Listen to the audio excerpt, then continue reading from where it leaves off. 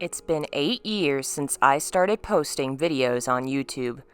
It was a hobby, something I did every so often in my spare time. Who could imagine all these years later that I would be so blessed as to have thousands of subscribers and hundreds of thousands of views every month?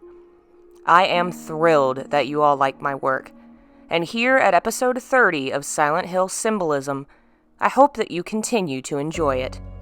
Hearing from you week after week, seeing the counts rising, this has all truly been like something out of a dream.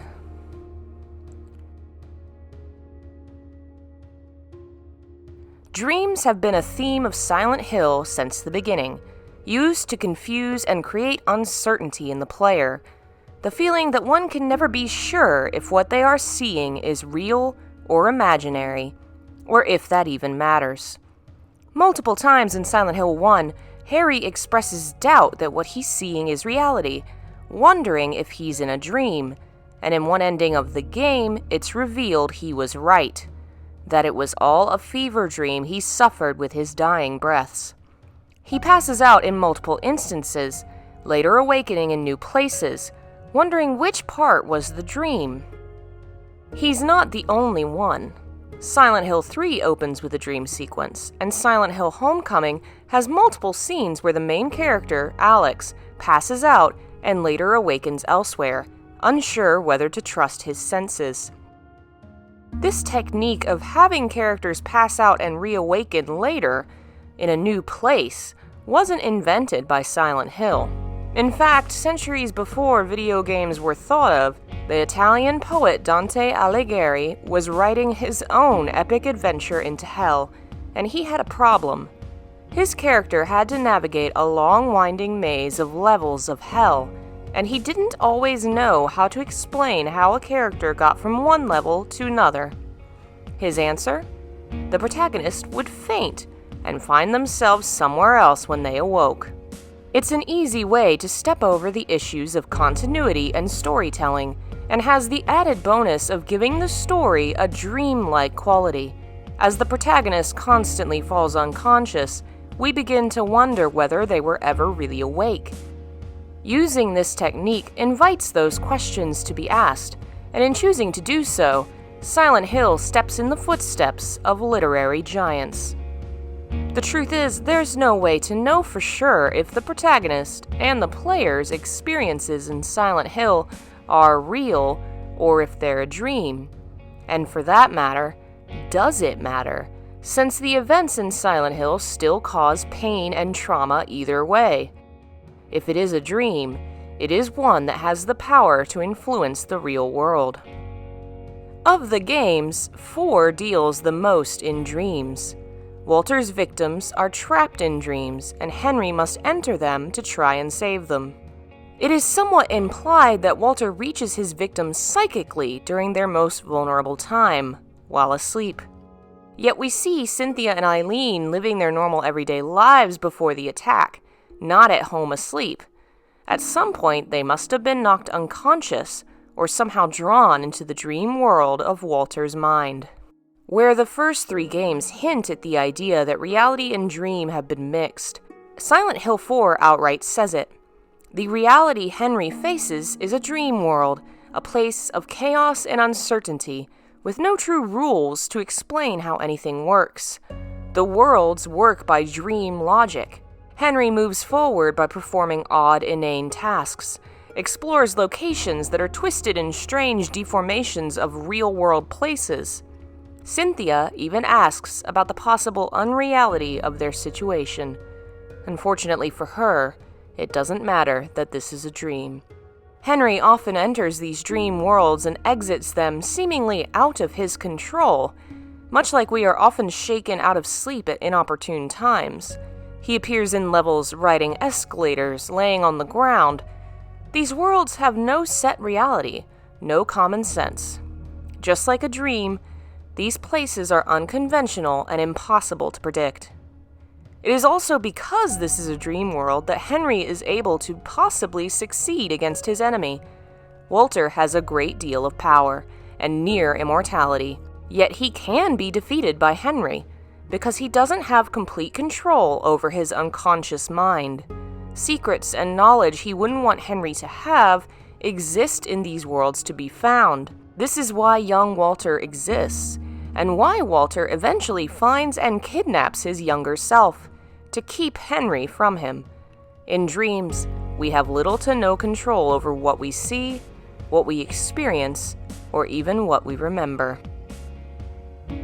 The third Silent Hill game opens with a special dream, a premonition, a warning.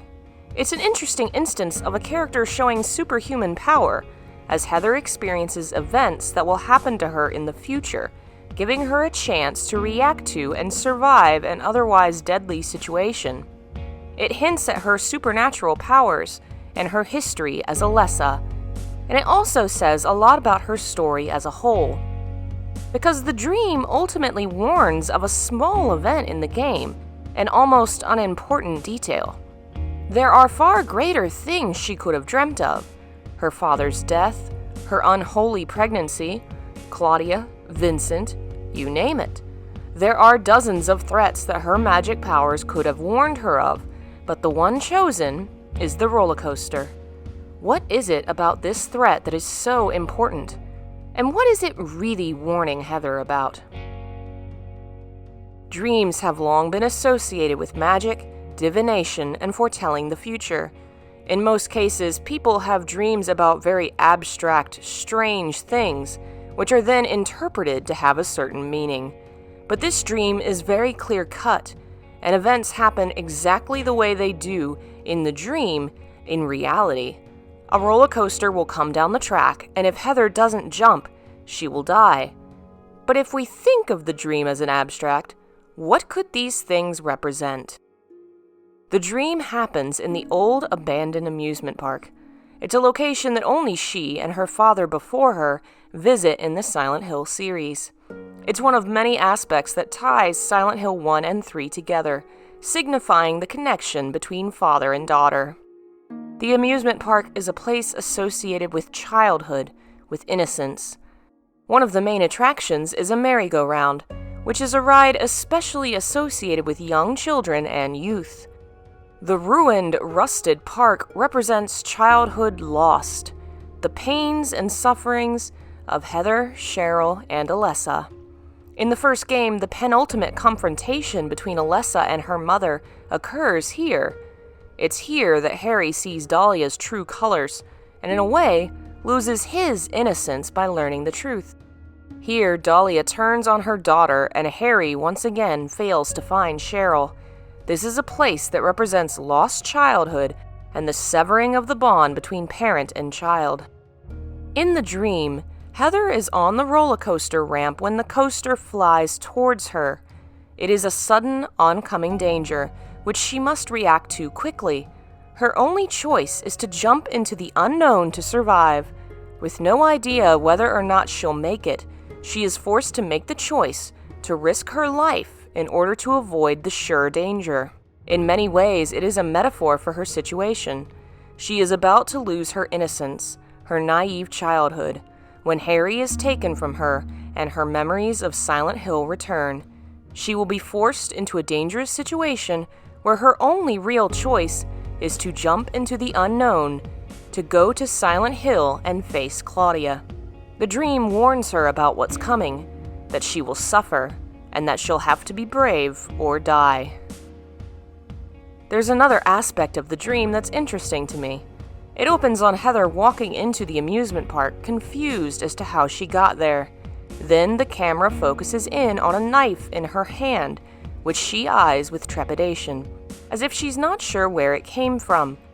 This knife is focused on again in the bad ending of Silent Hill 3, in which Heather kills Douglas. I can't help but wonder if this short scene wasn't also another warning for Heather.